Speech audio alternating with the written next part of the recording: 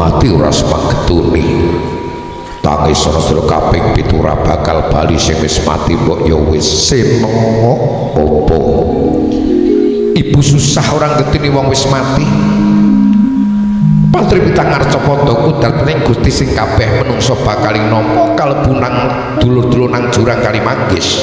Iya. Ning titenane wong Kalimanggis, wong jurang sing cepak mati niki ana 3 perkara. Apa? Siji lalen. Angger wong Kalimanggis, wong jurang mesti penyakit lali karo bojo lali ora nafkahi malah beke rondo pinggire. Apa ya ana informasi saka Gus Najib anak nang kono duwe nang kene duwe decer-ecer ana rene lali ora dopeni kuwi ana informasi saka lurahe utang Mbak Ayu omahe ngarepe kok lali ora nyar utang tandane wong jurang wis mati. Allahumma amin ya mati ra gelem amin ya mati. Sing nomor loro ngantukan lho kok ngono mayit ki lak rata-rata merem ora ono mayit mecicil langgar wong wis merem njoko nang malaikat Israil biasane matine luwih dhisik. Sing nomor 3 lungguh lendean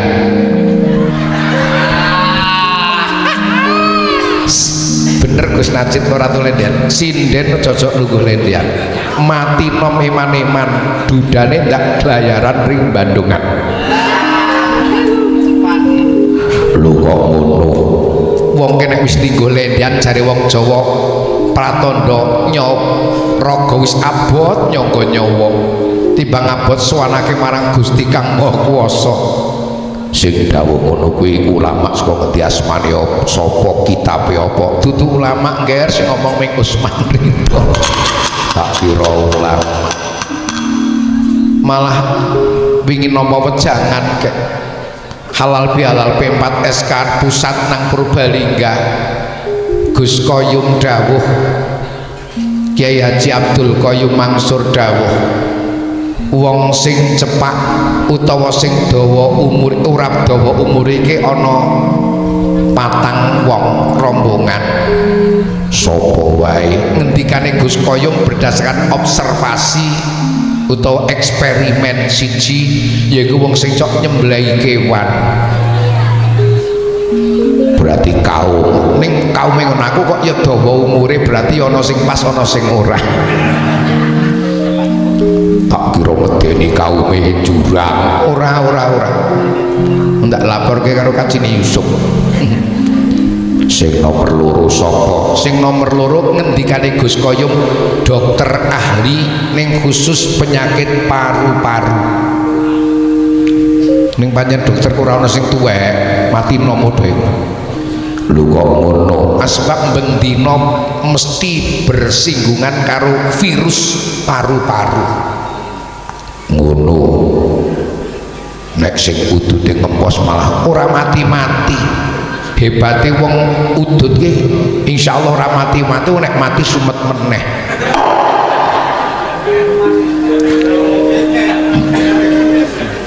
iya sing nomor 3 nah iki ngati-ati ngendikane Gus Koyum sing nomor 3 wong sing umure ora nganti tuwa ki sing cok kerep ngajokke proposal Islam sehat sempat ning Ramakat wonten mboten Bu ya aja kathah teko enten nek ditung angel ngono muga-muga kanthi ikhlas sing manah ninggal urusan donya sareng kempal dados amal ibadah amin Allahumma sholli ala sayidina Muhammad sholawat salam rahmatipun Allah mugi katur dateng panutan kita Kanjeng Nabi Muhammad sallallahu alaihi wasallam ingkang panjenengan lan kula tansah ngajeng-ajeng syafaatipun khususipun syafaatul utma benjing wonten ing dinten kiamat amin Allahumma. Derek remen guyub rukun kompak bersatu masyarakat jurang wekdal menika saged ngadani pengajian minangka napa nderek yu'adzim sya'airallah jembar kesiar agamane Gusti Pengajian ini bukti nyata nek masyarakat Jurang guyub rukun kompak bersatu. Leres.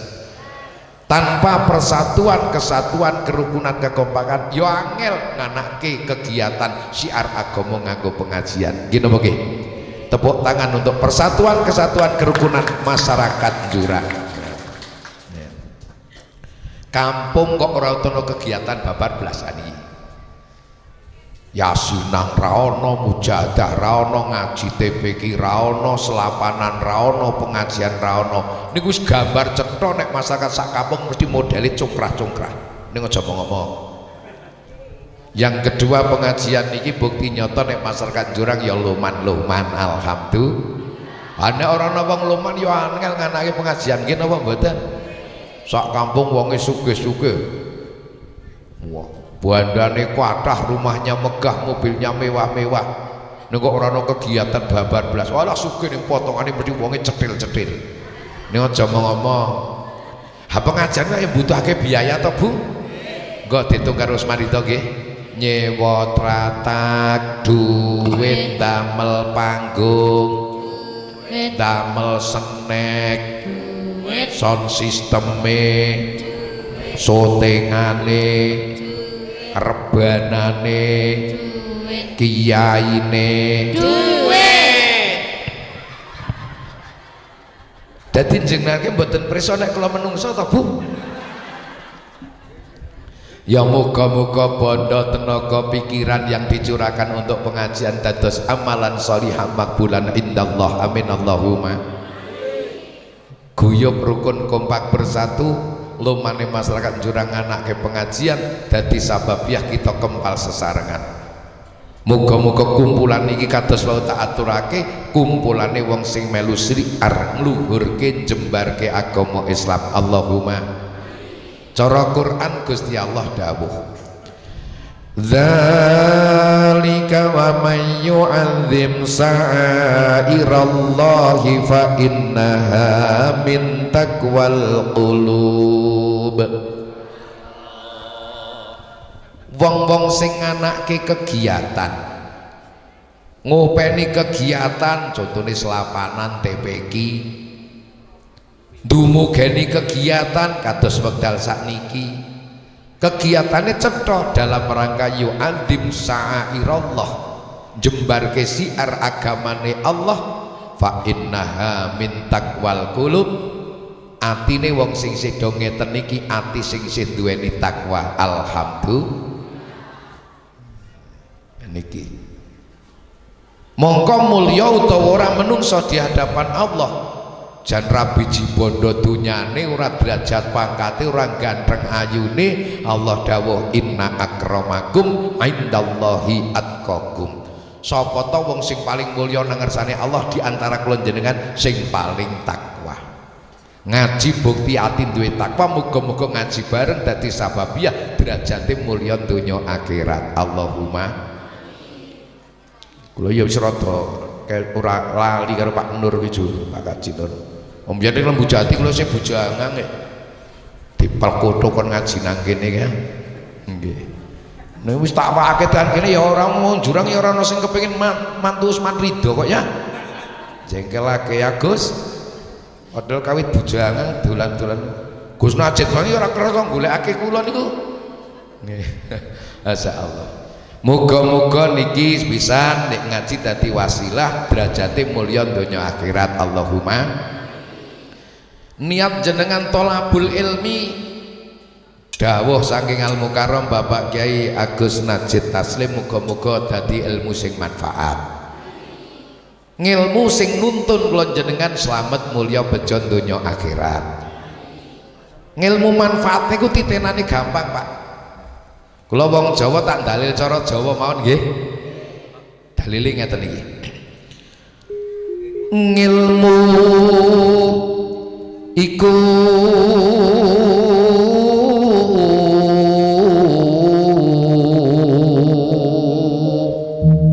monggo Mbah kalih mapan nggih Mbah. Amblek lek tak tinggal bali ya. Kelakone kanthi laku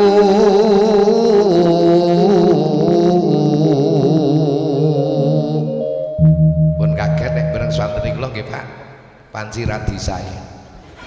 Masih Bang Rone sing ngalem. Saya Bu. Makasih. Sebelah sini. Saya Bu. Makasih. Yang belakang Haru masih sadar? Saya Bu. Al-Fatihah. Iki padake maitera dangkat ngono piye? Ngilmu niku kelakon gawa wong jurang kali manggis kaloran slamet donya akhirat ning ana syarate kanthi laku. Gus Najid selapanang nek wis ngerti yo bareng-bareng dilampahi karo kiai ora basa wakasih lawan kas tegese kas nyantosani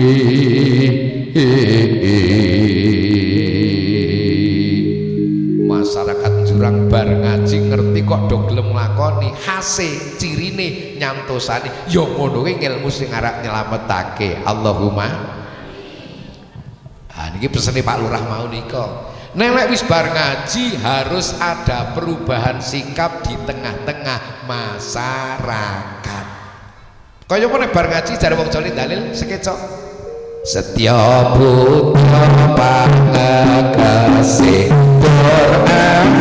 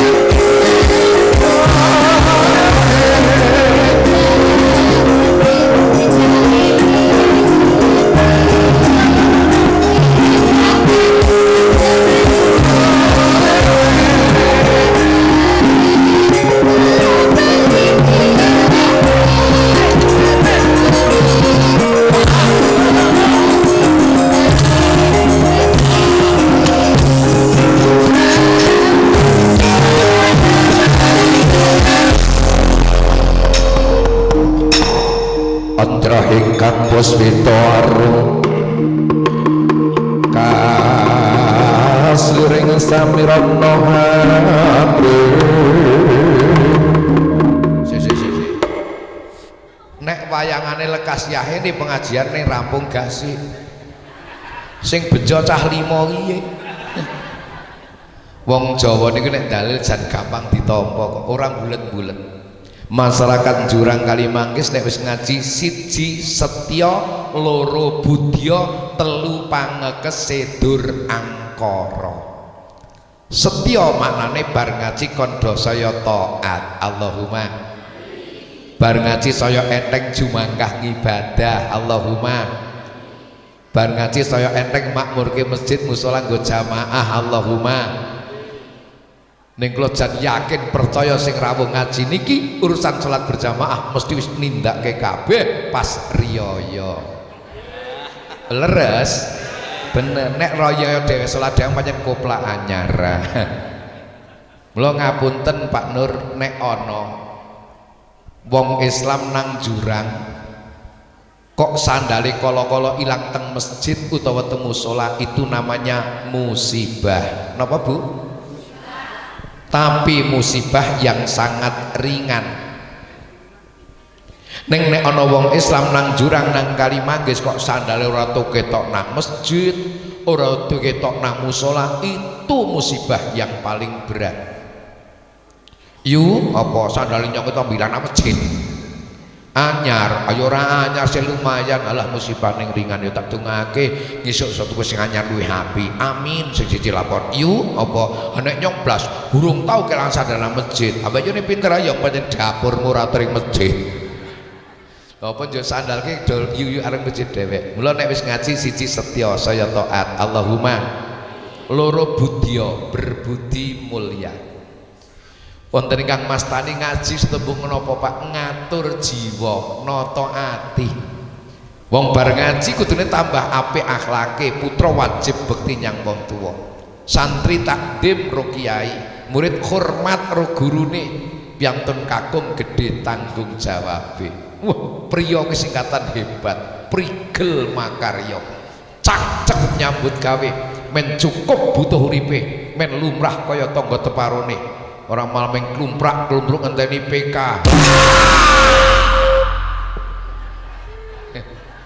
kenging apa mbah kaget berarti merem oh mboten tapi nek ngaji kalih kula merem nggih mboten napa-napa bebas mawon wong cara jamaah kok merem kabeh kula jan bejo bali kasih kok tapi nek ngaji kala-kala nek ngaji kalih mantune kula karo Mbak Mumpuni sama nek meram-merem poyoki lho Mbah gedang kluthuk godhonge sengkleh ngaji ngantuk lambene dobleh panjo tangi jan wong wedoke ayu kaya apa nek kepethuk ngantuk yakin kok grandong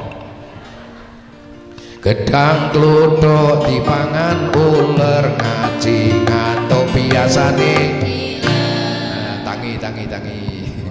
nek piantun kakung wis gedhe tanggung jawab ya genten to imbal balik piantun putri bekti nyang kakunge men cepak dalan suwargane Allahumma nek wis ngaji karo sedulur ya tambah akur karo sanak sing semanak karo tangga lakune utama ngendika ngati-ati aja dadi srike wong liya sing nomor 3 nek wis ngaji pangekese dur angkara saya ados kok maksiat saya ngerem angkara murka Allahumma para hadirin wal hadirat ingkang minulya alhamdulillah wa syukru lillah nembe kula jenengan keparingan nikmat ageng ditemokke syahrun azimun syahrun mubarakun sasi agung sing keberkahan inggih menika wulan suci Ramadan muga-muga sedaya aktivitas ibadah lek salat 5 wektu lek traweh lek tadarusan lek poso Ramadan ditampa kabeh dening Allah amin Allahumma wong sing wingi poso nang wulan Ramadan man soma Ramadana imanan wahtisaban sapa wonge poso nang wulan Ramadan kok didasari ati iman wahtisaban ikhlas ngelak ya rasake ngelih ya dirasake lemes ya dirasake tanpa ngangluh wong pancen gek poso hasile dosa sing wis kliwat di ngapura kabeh amin Allahumma dosane sinten ayo menungso karo sapa lah niki sing dosa hak Allah langsung kaitane karo Gusti contone sing gampang mawon nggih sinoman jo ora luhuran cok ana apa ora wonge ya teko nggo kudung apa putih piye to alah niku sinoman ora luhuran jo bablas ngiring nganten rang sumawana ora asarang ana apa ora ya ana meneh wonge ya teko nggo gamis kaya apa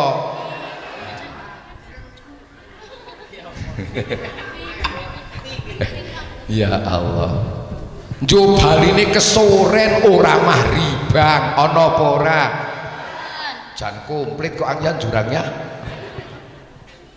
njo awake sayah mripate ngantuk blek ora isaan cok ana apa ora ya ngen kula kaya ana kene ya ana bibitis kon jurang berarti ya jutangine awan isin rasuguhan ana apa ora muga-muga di ngapura Allahumma mergo poso Ramadan dasare imanan wahtisaban. Manusia adalah makhluk sosial, hidup di dunia tidak lepas dengan orang lain. Leres duka tangga, kanca, keluarga itu wong liya. Wong bojoe wong liya nek ora wong liya ora dipek kok. Ya ora. Jo kira-kira cok ana salah lupute apa ora? Wonten. Lah halal bihalal niki bareng-bareng dilampahi nek hakullah rampung krana poso dasare iman lan ikhlas, halal bihalal ngrampunke luput karo sak padha-padha. Allahumma. Sebab nek ana piantun jurang luput karo sak padha-padha kok ning njaluk ngapura karo Gusti Allah niku jenengane rombongane Ayu Ting Ting. Salah alamat, mergo alamate palsu. Abang glendeng Mbak Ayu Juminah. Ya Ju, aku njaluk ngapura karo Gusti. Ayo kleru. Astagfirullahaladzim. Ya Allah, kula nyuwun ngapunten lepat kula kathah nembe wau dalu glendeng Mbak Ayu Juminah ora dadi. Ya rono suwan Mbak Ayu Juminah kepethuk tuk njaluk ikhlase njaluk halale kok Mbak Ayu Juminah ya ora dadi apa. Tak ngapur lupute sampeyan termasuk sing glendeng nyong ni aja baleni meneh semono go nek lupute Mbak Ayu sing dipapurane iya yu matur nuwun tak tungake dhek oleh rabi meneh. Nah niku wis rampung niku. Layat kesoren yo nyarit nyolong godhong nokong Kang Sarno. Kok njaluk ngapura karo Gusti Allah kuwi salah alamat. Nggih napa nggih? Ya ning Kang Sarno njaluk ngapura wah nyolong godhong nangkana ngono. Ha kok Kang Sarno kok ikhlas lahir batin ya wis rampung ngapura wis rampung. Lah niki pentingipun halal bihalal. Ngoten nggih. Sebab aja nganti luput karo sak padha-padha urung njaluk ngapura ginawa mati dituntut nang akhirat mromos sampeyan. Entek-entek. Lah niku pentingipun halal bihalal. Ngoten nggih Bu nggih. Matur bapak-bapak ibu-ibu. Wingi gek niki jawab sing jujur ya. Wingi gek sasi poso rampung bodone teko ati jenengan bungah apa susah? Seneng apa sedih? Mantap, alhamdulillah. Nek Kanjeng Nabi kok beda. Kanjeng Nabi ki nek sasi poso rampung bodone teko sedih susah. Kenapa Pak Usman? Tak matur. Wingi kayak bulan suci Ramadan musola masjid teng lingkungane jenengan jamaah kathah napa sekedhik? Kathah. Ning basan posone rampung bodone teko jamaah tambah apa suda?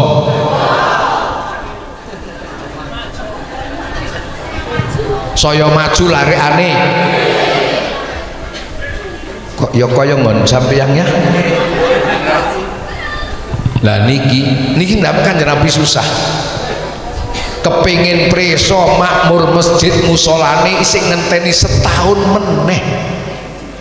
Ayo nek nyandak nek suk sapar mati muga-muga paring ana panjang yuswa sehat wal afiat. Allahumma.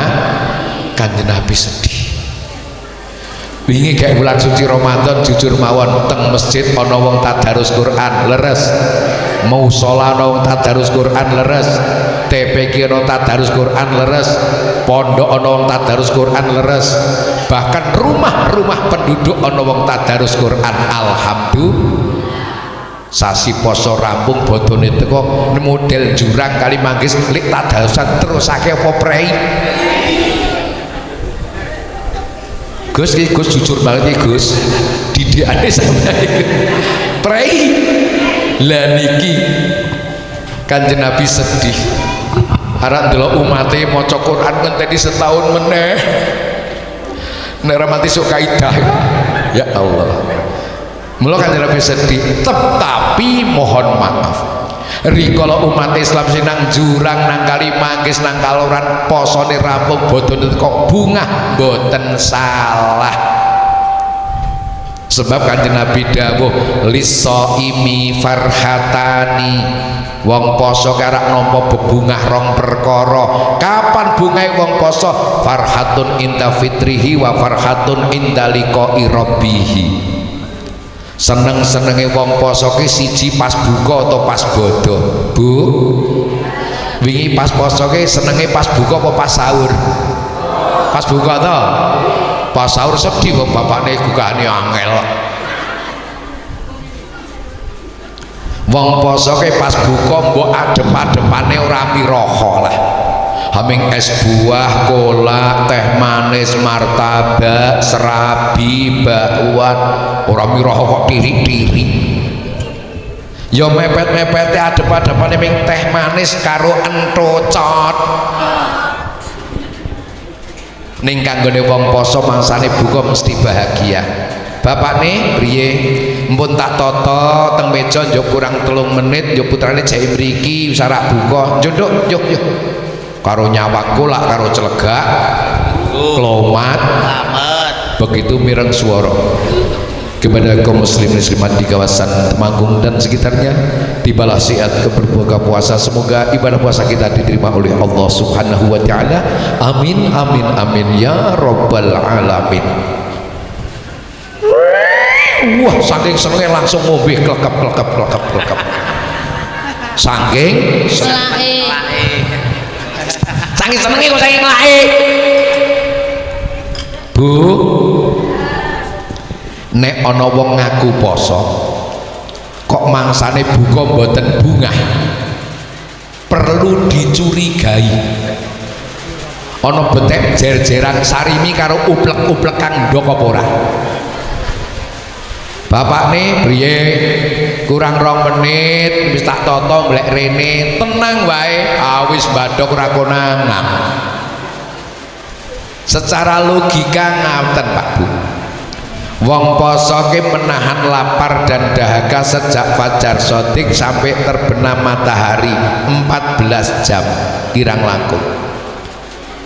Justru ngene wis sumurup entuk dahar entuk ngunjuk sing didahar ana sing diunjuk ana kok mboten seneng niku mesti wonge kocluk niku.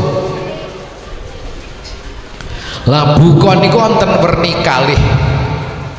Buka harian tiap-tiap sore karo buka kataman lumpuang pirang-pirang sore lho.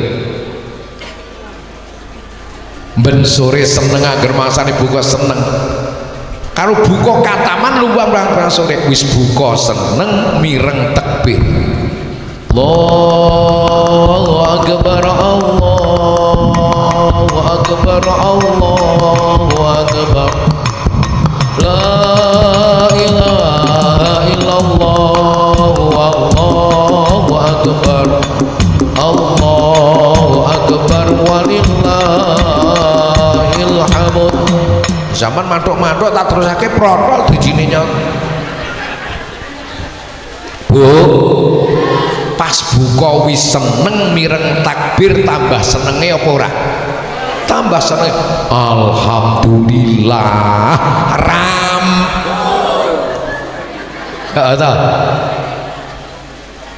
apa sama dirampung ana rapor tak meni rampung tengklekmu kuwi apa meneh wong kakung Bu esuk-esuk wis siram resik macak diting sarung wadimor baju koko anyar pecis padimas nyangking sajadah udut 76 ya mul rokok goblok nek entes 7 kok 6 ki ndak ora goblok mula kula ora tau udut 76 tak katut goblok ya Gus.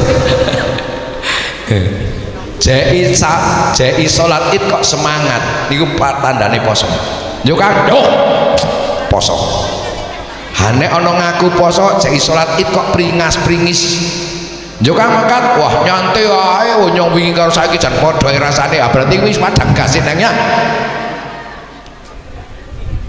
Yang kedua bahagiane wong poso indaliqai rabbi so nang akhirat kepanggih kali Allah taala amin Allahumma Mula rikala bodhone teka kok sampeyan bungah mboten salah.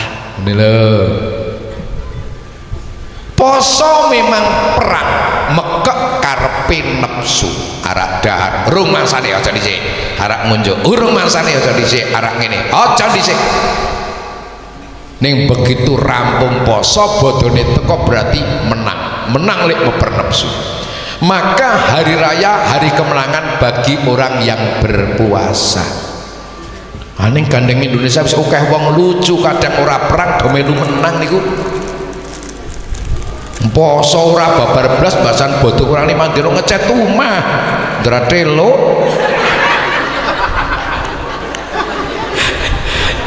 Takoni kok dicet kamu ora bodho.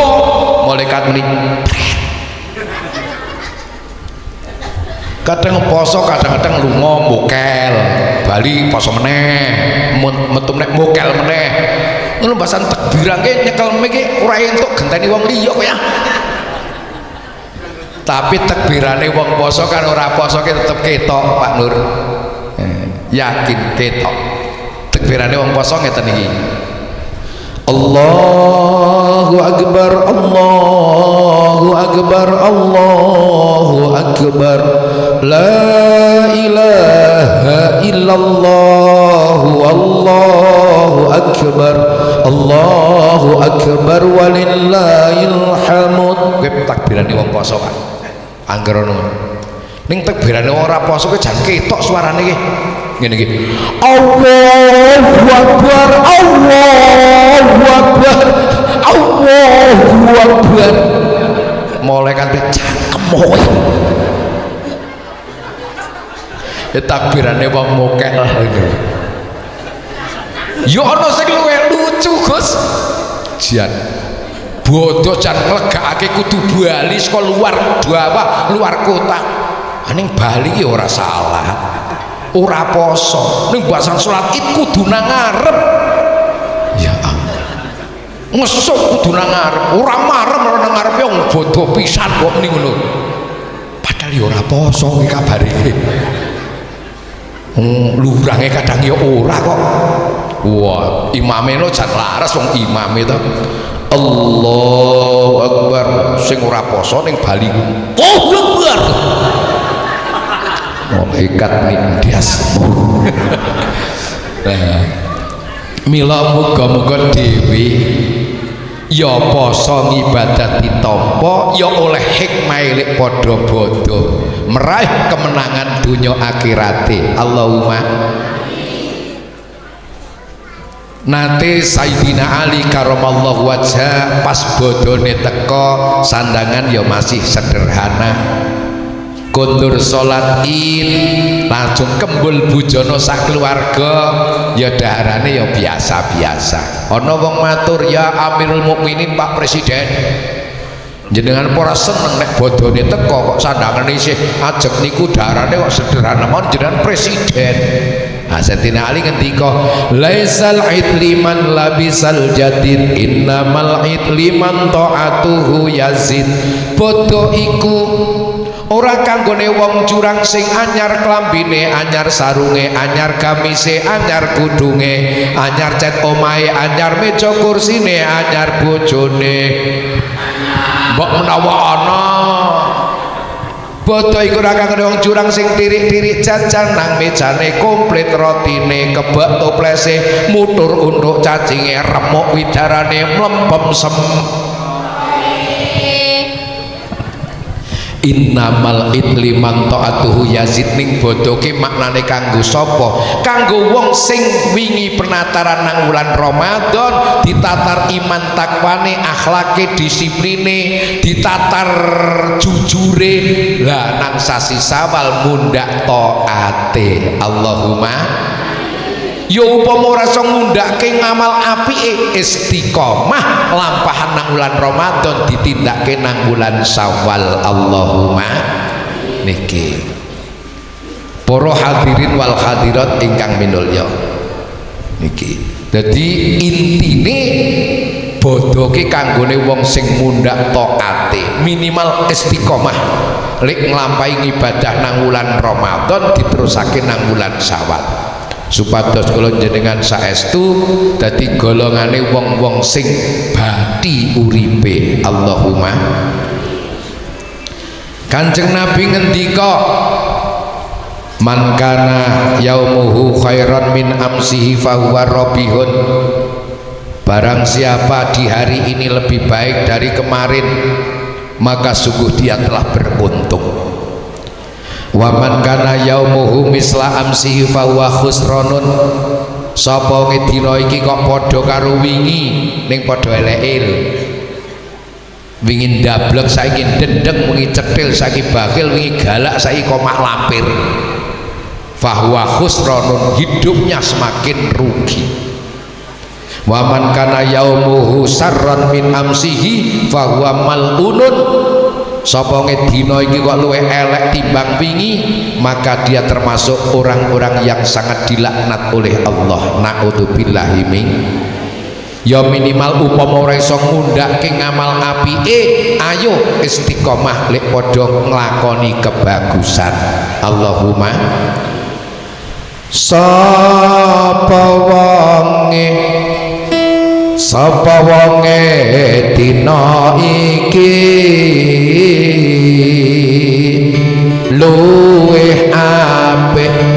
luwih apik timbang wingi, iku tandha lan alamat yen dheweke wong kang bathi. Allahumma sholli wa sallim ala sayyidina wa maulana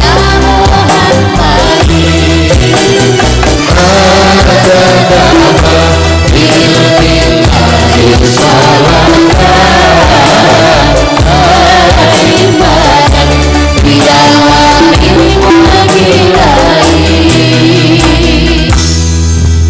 nek ana lagu sholawat ngene iki kok ana sing ora iso, mesti wong ora tupih nike. Oke, lagune terkenal ya. Iwak bandeng apa iwak sepat, wong yen gendeng ora wajib nglakoni. Dadi jenengan ditonggo ora terus salat gendeng lak gak ngerti saiki ta. Tuku beras diwadahi karong soklat, yen ngaku waras ya kudune nglakoni. Tanggane kula ngaku waras ya sak keluarga ratu salat kentir jegideg ae. Hari ini lebih baik dari kemarin, sangat beruntung. Sapa wonge dina iki padha karo dina wingi, iku tandha lan alamat yen dheweke wong kang rugi. Padha ning ora rugi, padha lek ngibadah.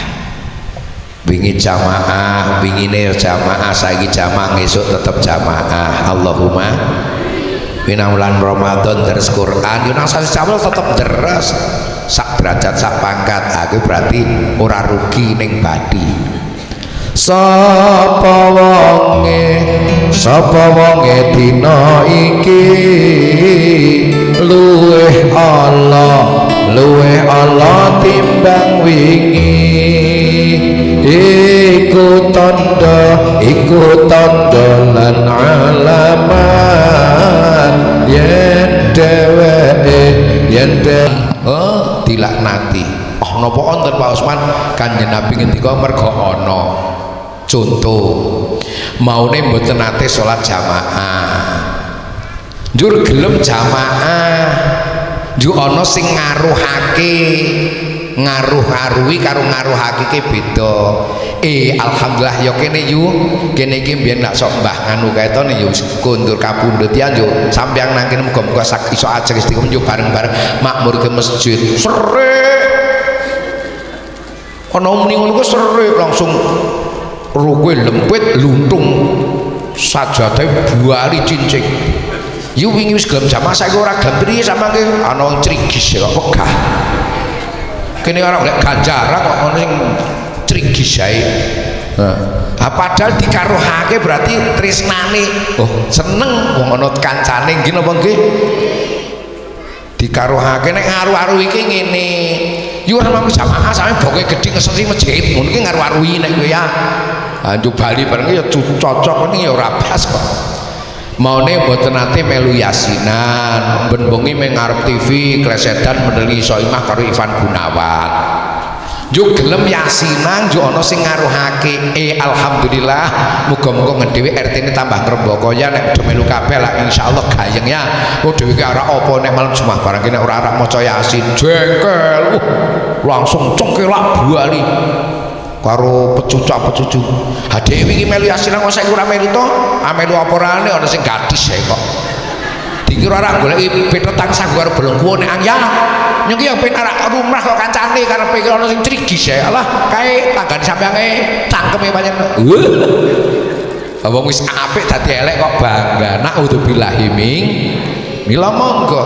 Salat limang wektune pingin bulan Ramadan do jamaah ya saiki dientengake yo tetep direksa kanthi saestu ibadah mahdhah direksa ghairu mahdhah ya direksa lik bebrayan ya direksa sing apik muga-muga dadi wong sing bejo mulya donya akhirat Allahumma nek ngono wong nek pengen mulya luwih dhisik ya kudu rekoso nggih Pak Usman kin biyen sareng kurang kompak andene wis ngerti ning wayang ndak kesuren kaya nang lakon Pandu Swarga gambake wong nek pengen mlebu swarga akeh godane nek pengen mulya luwih dhisik kudu rekoso lan niku gambarake wong nek gelem labuh ngibadah labuh apik panene besok swarga Allahumma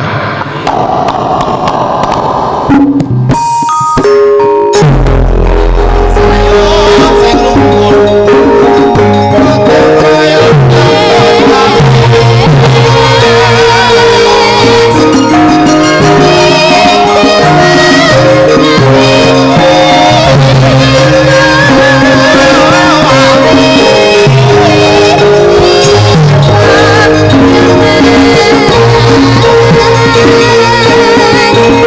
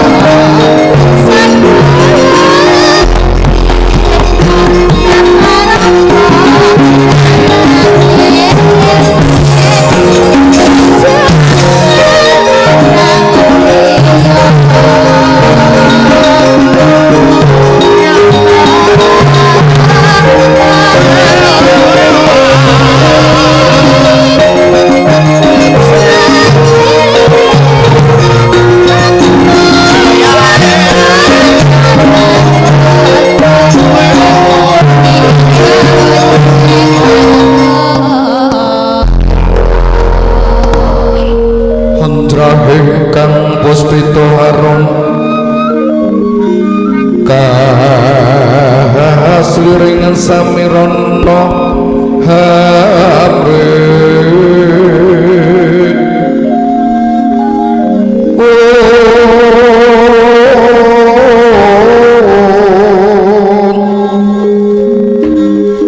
sekar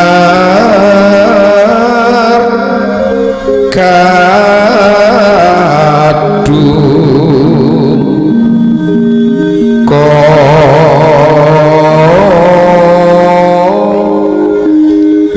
kongas kandanyo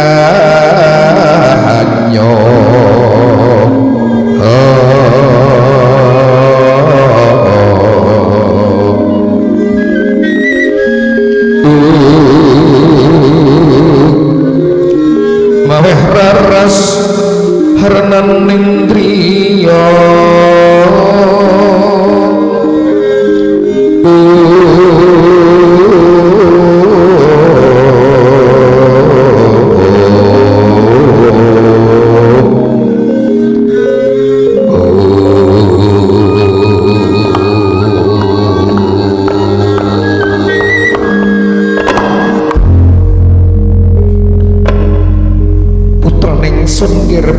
gagah Wijasena Sena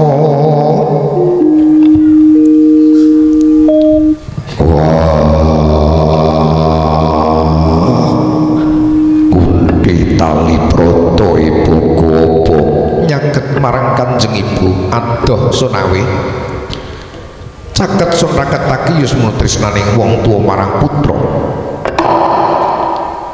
senajan to anak Wijasena atine bungah awit wong tuwa sing ngono tresnane marang anak-anake padha basuki nggon ngadhep ana ngarsane Kanjeng Ibu Sena entuk dongane Kunti lan suwiji apa anakmu ate sembah bekti marang sliramu Kunti ibuku ya tak tampa kan ibu coba pangestune Kanjeng Ibu wae tampanana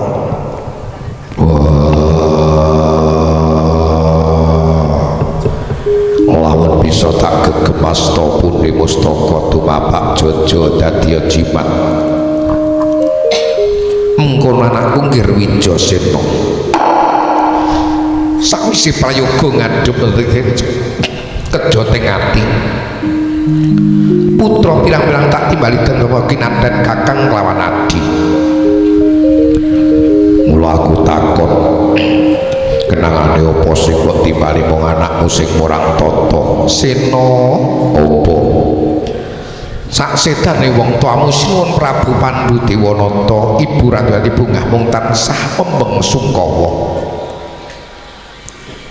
wong mati ora semanggetune tangis sira kaping 7 ora bakal bali sing wis mati mbok ya wis Sena apa ibu susah orang getini wong wis mati Patri pitang Arcapada kudrat ning Gusti sing kabeh menungso bakal nampa kalebu nang dulur-dulur nang jurang Kalimanggis. Iya. Ning titenane wong Kalimanggis wong jurang sing cepak mati niki ana 3 perkara. Apa? Siji lalen. Angger wong Kalimanggis wong jurang mesti penyakit lali karo bojo lali ora nafkahi malah bagi rondo pinggire.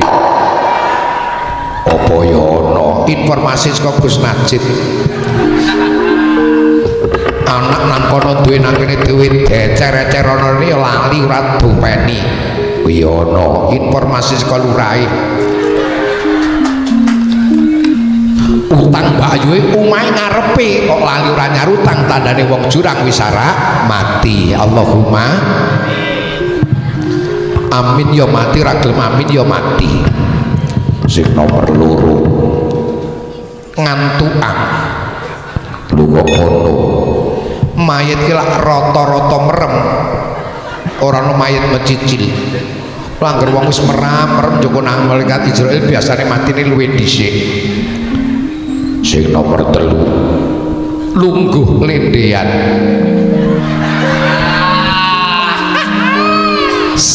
bener Gus Najib ora tulendean sinden cocok lungguh lendean mati nom eman-eman dudane ndak glayaran ring Bandungan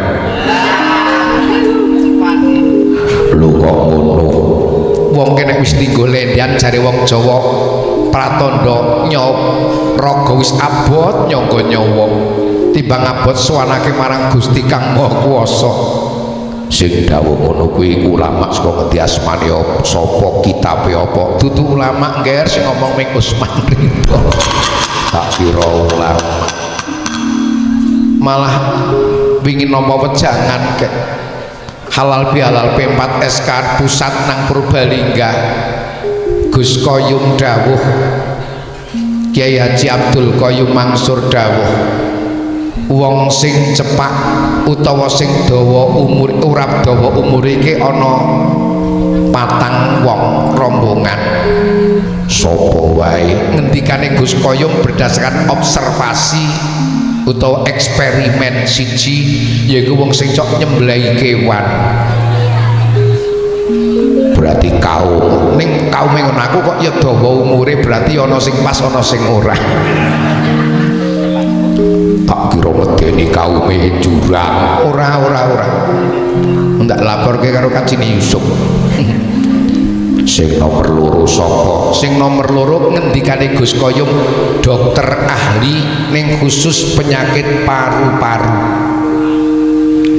ning pancen dokter ora ana sing tuwek mati nomo dhewe lho kok ngono asbab bendina mesti bersinggungan karo virus paru-paru ngono nek sing udute ngempos malah ora mati-mati hebate wong udut ki insyaallah ora mati-mati nek mati sumet meneh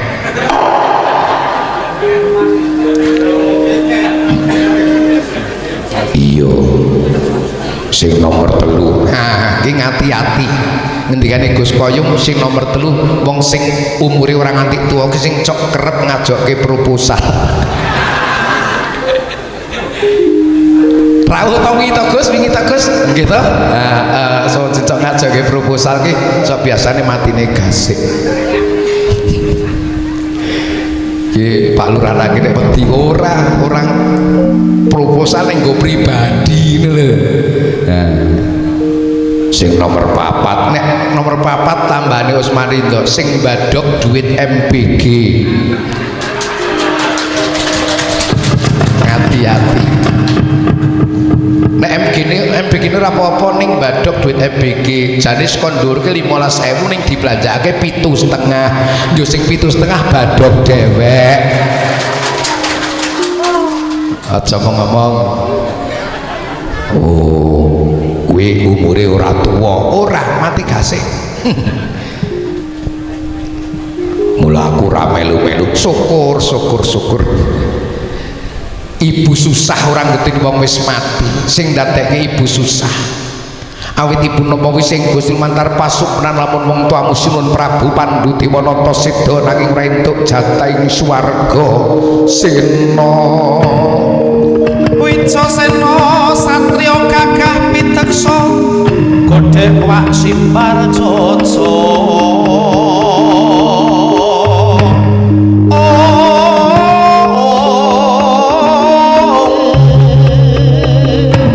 klereng-klereng lamunan mantika pindho klerenging Simalotra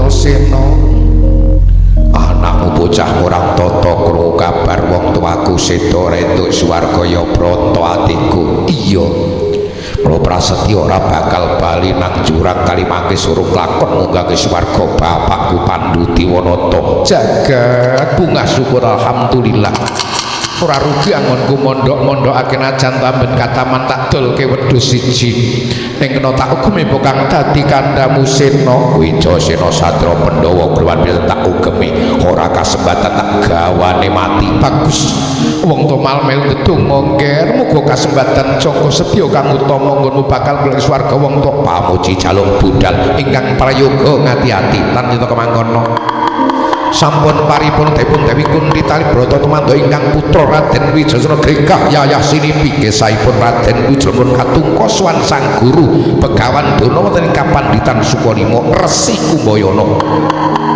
Najan Raden Wijayasena bocah marang tata swan guru mboten nilarsoba sita mula mentira jaman Cina delakune Wijayasena ya kuwi tanpa harapan.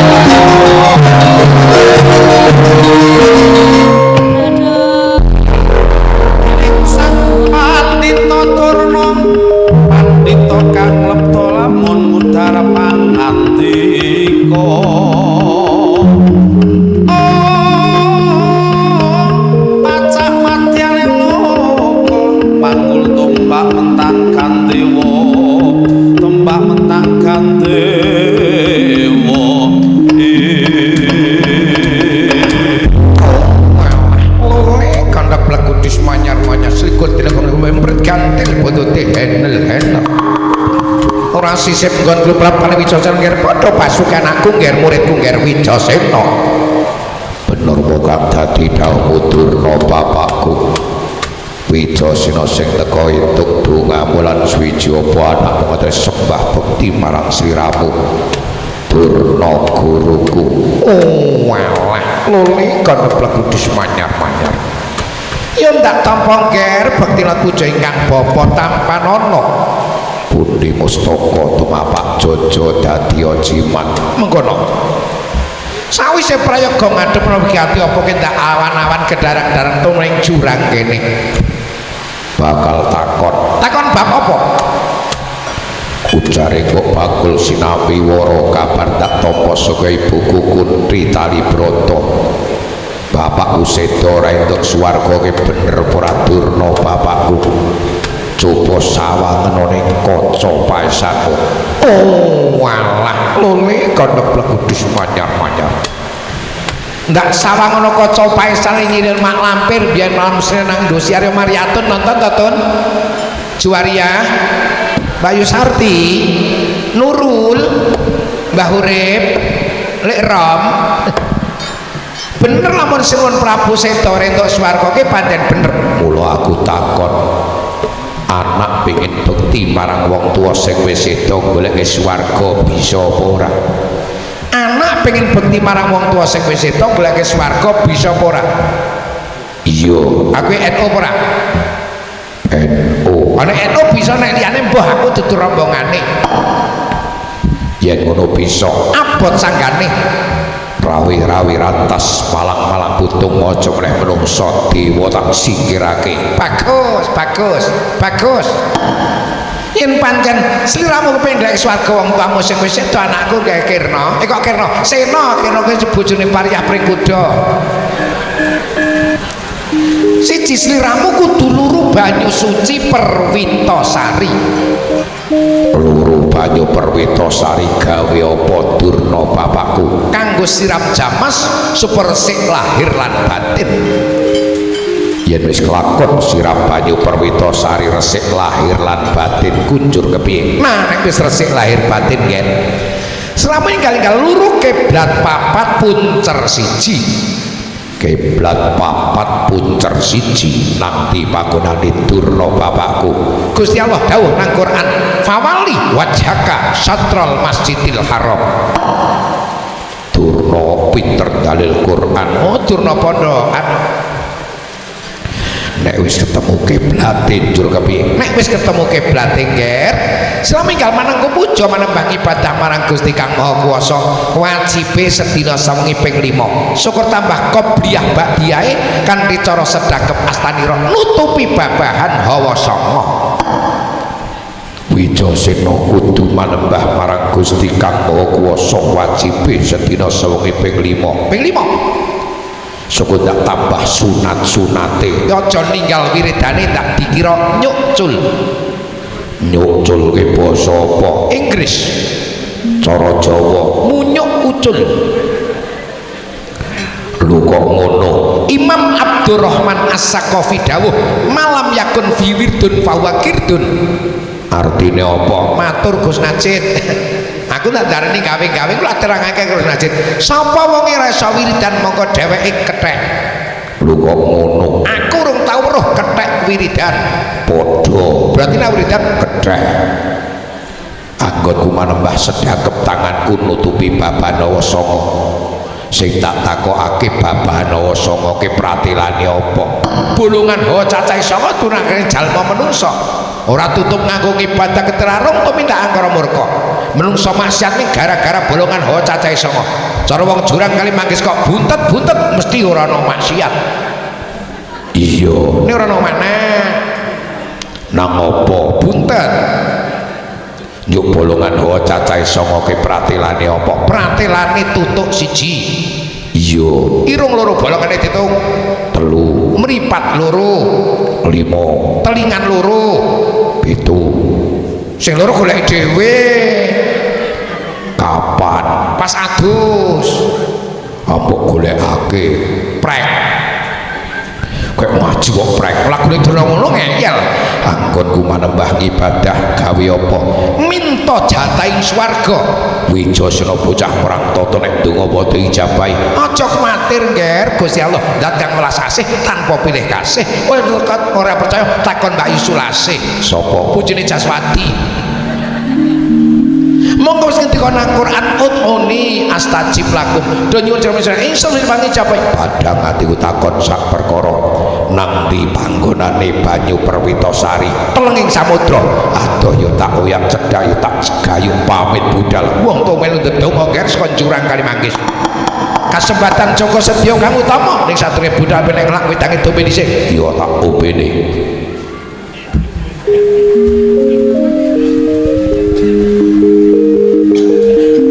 Legi ngger. Legi wong tekan. Ning urung patek tuwa. Pamit budal pasar. Ayo kok ngajare kok bejo sih. Ya Allah.